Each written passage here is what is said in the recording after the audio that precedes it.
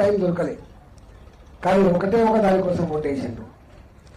మా కళ్ళ ముందు 25 ఏళ్ళుగా తెలంగాణ కోసం కొట్లాడే బిడ్డగా, తెలంగాణ వచ్చిన వెంటనే పైసల మంత్రిగా ఉన్నాడు బిడ్డ.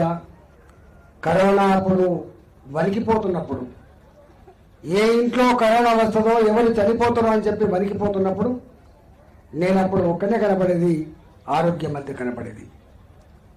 నేను ఇక్కడే 35 ఏళ్ళు ఉన్నప్పటికి కూడా నేను ఎక్కడో హైదరాబాద్లో గెలిచినాను కాబట్టి ఇక్కడ రాగానే అరే ఈ బిడ్డని బతికించుకోవాలి, ఈ బిడ్డని కాపాడుకోవాలని చెప్పి ఏ ఇంటికి ఆయిల్లే, ఏ వాడకు ఆ వాడనే, ఏ గ్రామానికి ఆ గ్రామమే పార్టీలను జెండాలను పక్కకు పెట్టి ఓట్లేసింది కాబట్టి 4 లక్షల ఓటుతో గెలిపించింది.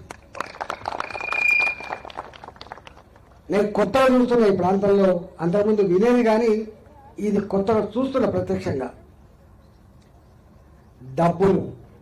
డబ్బులు ఒక కౌన్సిలర్ నిలబడాలంటే ఒక ఇల్లు అమ్ముకుండో కుదవబెట్టుకోండు, ఓ ఎకరం భూమి అమ్ముకుండో లేకపోతే కుదవబెట్టుకుండో, 40 లక్షలు 50 లక్షలు డిపాజిట్ చేస్తే తప్ప టికెట్ ఇయ్యరు, ఎన్నికలకు పోరు. నేను ఒక్కటే అంటున్నా, మరి ఇల్లు కుదవబెట్టినోడు, భూమి కుదవబెట్టినోడు, లేదా ఇల్లు అమ్మినోడు, భూ అమ్మినోడు 40-50 లక్షల రూపాయలు ఖర్చు పెడితే మళ్ళీ ఆయన మనసేవ చేస్తాడా, ఆయన కోసం పనిచేస్తాడా ఆలోచించుకోమని చెప్పి నేను కోరుతున్నాను. నాలా అంటుంది రూపాయి ఖర్చు పెట్టలేమన్నాను. అందుకని నేను చెప్పిన ఈ మల్కాజిగిరి ప్రజల కాలుకు మొలుగుతే పన్నుతో పీకే సర్వీస్ చేస్తా అని చెప్పి నేను చెప్పినప్పుడు నేను పైసలు ఇయ్యలే. అంటే ఎట్లుంటారు జనం చూడండి. నేను ఇవ్వలేదు, నా కోటేసి గెలిపించాను. కానీ ఈ కౌన్సిల్ ఎన్నికల్లో మీరే పట్టుబట్టి, ఈ క్యాండిడేట్లే పట్టుబట్టి ఇస్తా అంటే మాత్రం తీసుకోకుండా ఉండరు. గుర్తుపెట్టుకోండి, వాళ్ళు బుచ్చగాళ్ళు కాదు, ఈ చిరుడు బుచ్చగాడు, ఓట్ల బుచ్చగాడు. వీడు పైసలు తీసుకుంటారు బుచ్చగాడు కాదు సుమా, ఓట్ల కోసం డబ్బులు ఇచ్చినోడు బుచ్చగాడు, వాడు బుచ్చగాడు. ఇవాళ రెండవది కాంగ్రెస్ పార్టీ. వారు చెప్పేది వారి భాష మాట్లాడదు కానీ కాంగ్రెస్ పార్టీ ఎన్ని హామీలు ఇచ్చింది, ఎందుకు అమలు చేయట్లేదు? ఏ ఊరి పైన ఒకటే మాట అంటున్నారు, ఇంకా వాడని ఇస్తాడు బిడ్డ, అయిపోయింది వాళ్ళ సంగతి అంటాను. చెప్తుందా 2500 రూపాయలు మహిళకి ఇస్తా అని చెప్పి నెలకు ఇచ్చిందా? ఒక్క మహిళ కన్నా మీరు చెప్పండి. ఆడపిల్లలకి స్కూటీ కొనిస్తా అని చెప్పి కొనిచ్చిందా చెప్పండి. కళ్యాణ లక్ష్మిలో 1 లక్షల రూపాయలు తోడుగా బంగారం ఇస్తా అని చెప్పి ఇచ్చిందా?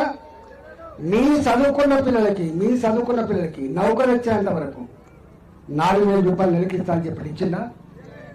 ఇవాళ ఆడపిల్లైనా మగపిల్లగాడైనా చదువుకోవడం కోసం తల్లి మీద భారం పడకుండా 5 లక్షల రూపాయలు చొప్పున చదువుకునే విద్యానిధి కాటిస్తా అని చెప్పి ఇచ్చిందా? ఇవాళ 4,000 పెన్షన్ అన్నాడు, 6,000 పెన్షన్ అన్నాడు. ఏ ఒక్కరికైనా 4,000 పెన్షన్ వచ్చిందా? 6,000 పెన్షన్ వచ్చిందా? పెన్షన్ పెంచకపోగా భర్తలు చనిపోయిన ఆడబిడ్డలకు కొత్త పెన్షన్ రాలే. భర్తలు వదిలిపెట్టిన సింగిల్ ఉమెన్, ఒంటరి మహిళకు పెన్షన్ రాలే. మజిలీపూర్ రోడ్డు మీద పోతాడు యాక్సిడెంట్ అయితే జీవచ్చావల్లో పని ఉంటే తన భర్తను బతికించుకోవడం కోసం కూలి పని కూడా బంద్ చేసుకొని పిల్లలను ఉపాసం పెట్టుకొని పెన్షన్ కోసం చూస్తుంది, వాళ్ళకు పెన్షన్ రాలే. హ్యాండిక్యాప్డ్ పెన్షన్ లేవు, ఒంటరి మహిళ పెన్షన్ లేదు, 65 సంవత్సరాల నిండా ముసలిలకు పెన్షన్ లేదు. ఇవాళ భర్తలు చనిపోయినటువంటి కుటుంబానికి కూడా ఆడబిడ్డ కూడా పెన్షన్ లేవు. ఎవరైనా అడుగుతున్నారా? ఏమని చెప్పిండు? డబ్బుకు కొనవలేదు. ఒక తునుకు అమ్ముకుంటే 40,000 కోట్లు వస్తాయి, 50,000 కోట్లు వస్తాయని చెప్పిన మనిషి ఎవరు? రేవంత్ రెడ్డి గారు చెప్పిండ్రు. ఇప్పుడేమంటాడు ఆయన? నన్ను కోసినా ₹1 లేదంటుండే ఆయన. ఆయన కేసీఆర్ లంకె బిందెలు ఉన్నాయని చెప్పి నేను వచ్చినా కానీ ఉత్త చిప్ప చేతికిచ్చింది కేసీఆర్ అని చెప్పి అంటాడు. అంటే తెలంగాణకు ఉత్త చిప్ప చేతికిచ్చింది బీఆర్ఎస్ పార్టీ. ఇవాళ అవి నమ్మించి మోసం చేసి అధికారంలో ఉన్నటువంటి కాంగ్రెస్ పార్టీ. మల్లారెడ్డి గారి గురించి నేను చెప్పని పేరెత్తడానికి కూడా నాకు ఇష్టం లేదు, కానీ ఎందుకంటే పేరు తీసుకోవద్దు. మాట్లాడుతూ కూడా అంటాడు నన్ను ఓటేసి గెలిపించిన ప్రజలారా, నా చేతులు ఏమీ లేదు, నేను అధికారం లేను, నా పార్టీ లేదు, ఇంకా 3 ఏళ్ల దాకా నన్ను ఏమీ అడగద్దని చెప్పే వ్యక్తి మల్లారెడ్డి గారు. నేను మల్లారెడ్డి గారి పార్టీని అడుగుతున్నా, నీ మనుషులు ఇక్కడ పోటీ చేస్తున్నట్టు బీఆర్ఎస్ పార్టీ వచ్చారు. వాళ్ళు రేపు గెలుస్తారు. సపోజ్ ఇలా ఆశీర్వాదం గెలిచిన అనుకో, ₹1 పని చేస్తారా? మల్లారెడ్డి గారే నా గవర్నమెంట్ లేదు, నేను ₹1 చేయలేనని చెప్తున్న మల్లారెడ్డి గారు పెట్టిన పార్టీ అభ్యర్థికి ఓటేస్తే ఆయన ₹1 పని చేస్తారా? 5 రూపాయల బిల్ల పనిచేయడు.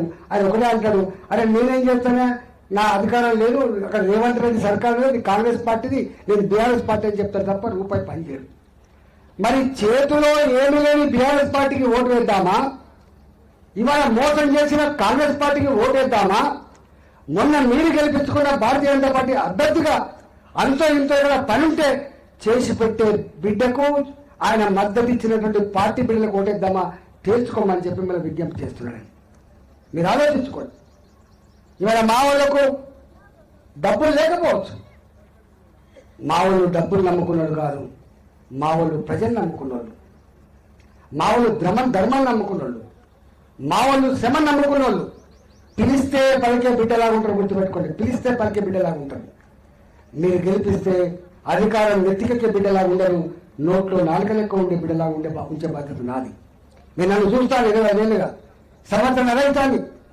ఎక్కడ ఈ ప్రభుత్వాలు ప్రజల్ని వేధిస్తే గక్కడ భారతీయ జనతా పార్టీ ఉంటుంది, గుర్తుపెట్టుకోండి. భారతీయ జనతా పార్టీ ఇవాళ మోహన్ రెడ్డి గారు కానీ, బాలరెడ్డి గారు కానీ, నరేంద్ర గారు కానీ ఇవాళ తెలంగాణ పల్లెల్లో పొట్ట చేత పట్టుకొని ఈ పట్టణానికి వస్తే 60 గజాల భూమి 50 గజాల భూమి కోసం కొట్లాడిన పార్టీ భారతీయ జనతా పార్టీ అన్నాడు. మీకు జవాన్